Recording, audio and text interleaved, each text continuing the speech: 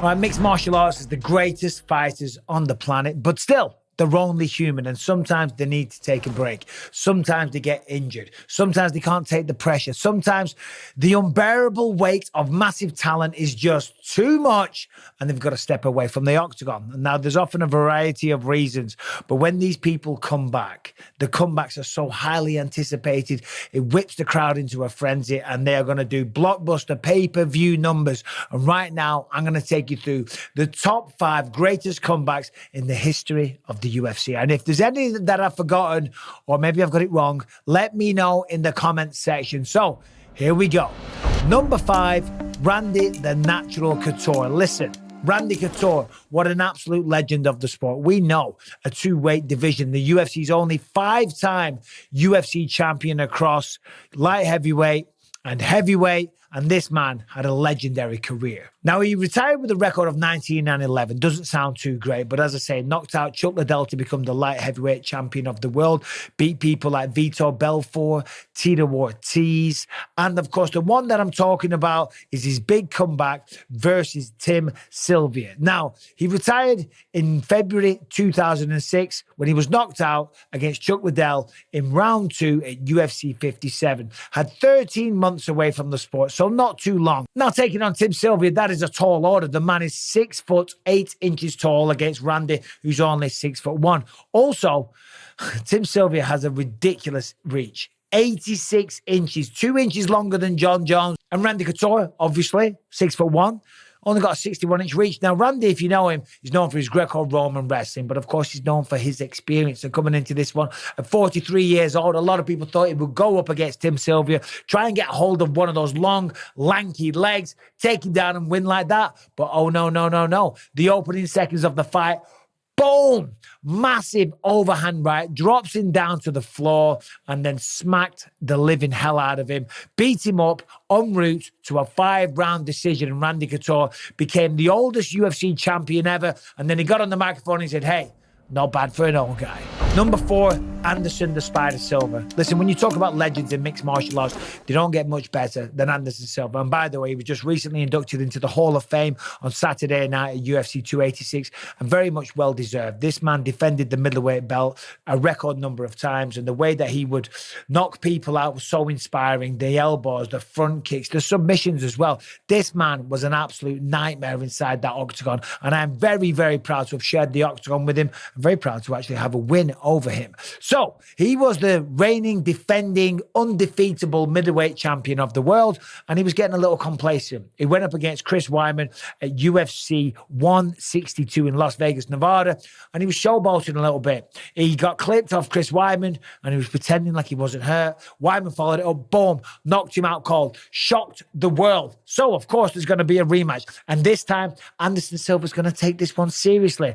But at UFC 168, not long later, it didn't go his way either. Sadly for Anderson Silva, he threw a low kick to Chris Weidman. Weidman checked it, and in round 2, the leg snapped. And I was there live. You could hear it was like a twig or a branch snapping. It echoed around the arena, and Anderson Silva was on the floor, squealing his head off. It really was something to behold. But of course, you know, don't call it a comeback, but he did come back, and it was 13 months later in Las Vegas, once again, when he went up against the legendary Nick Diaz. Now, this fight was incredible. Again, I was there, very proud to say. Nick Diaz shocked the world because when the fight started, Nick Diaz led down on the floor, literally like this, and he was just playing mind games with Anderson Silva from start to finish. Now, throughout the course of the fight, Anderson was the better guy, although Nick Diaz gave him a good fight, but Anderson was victorious. But sadly, that fight, which was 13 months in the making, the comeback was 13 months in the making, was ruled a no contest because Anderson Silva did test positive for a steroid. Now, of course, Anderson Silva's defense was that it wasn't steroids, it was a sex pill. Okay, now, regardless, the man cheated. Now, after that, he had 6 more fights in the UFC, including Fight of the Nights versus myself and Israel Adesanya. He fought out his contract and went off to box Jake Paul. Oh, I wish that never happened.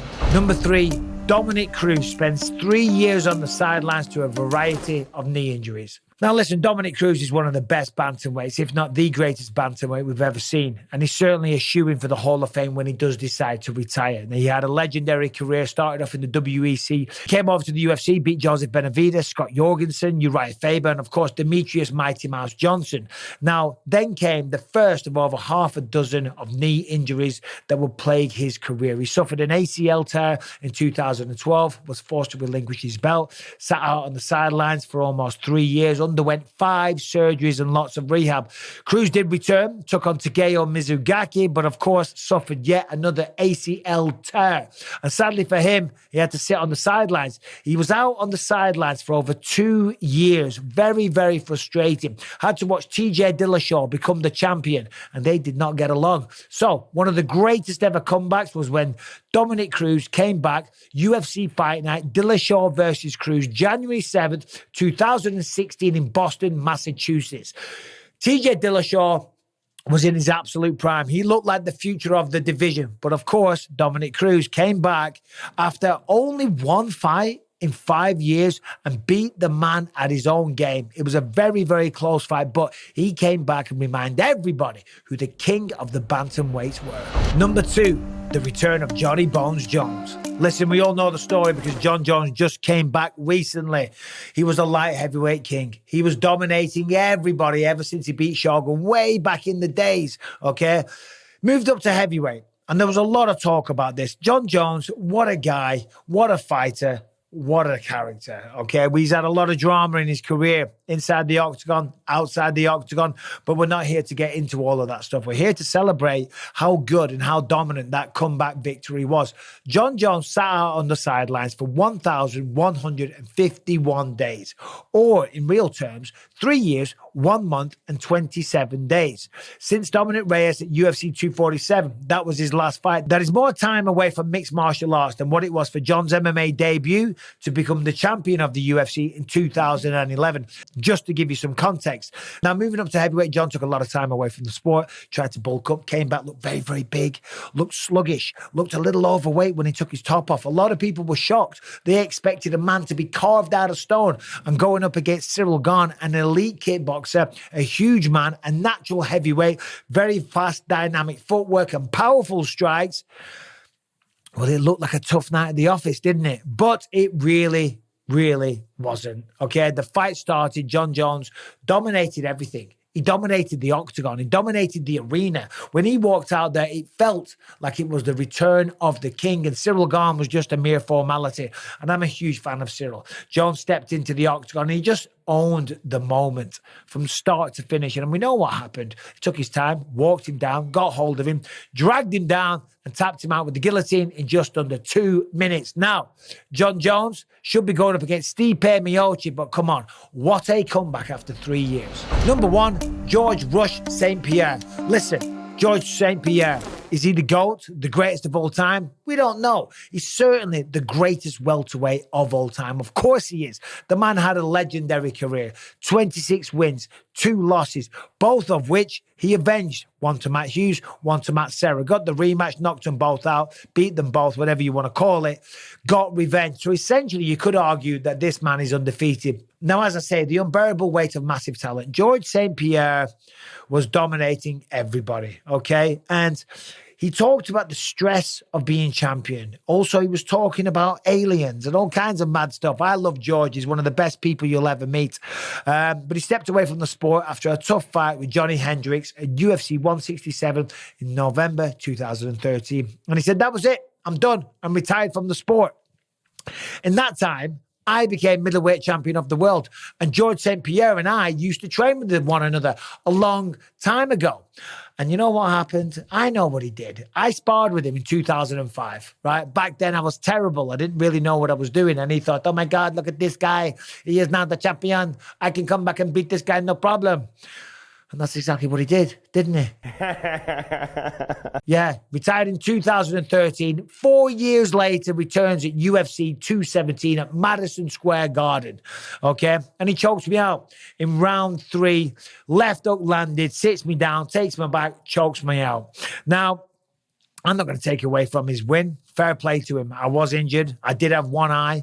You know, my jock strap did snap and my cup was swinging around in my shorts. But we're here to celebrate George, okay? What a guy, what a career, and what a comeback. 4 years away from the sport, comes back, moves up a weight class, has to deal with me. I was talking a lot of crap. Are you intoxicated? Trying to get in his head, trying to get him to doubt himself, but I should have known better. George, the mental fortitude of this man, what he's been through, me busting his balls, are you intoxicated, and all this wasn't going to affect George St. Pierre. Came out, we had a good fight. It was an honor to share the octagon with him. George St. Pierre, after 4 years away from the sport, that is the greatest comeback in the history of mixed martial arts.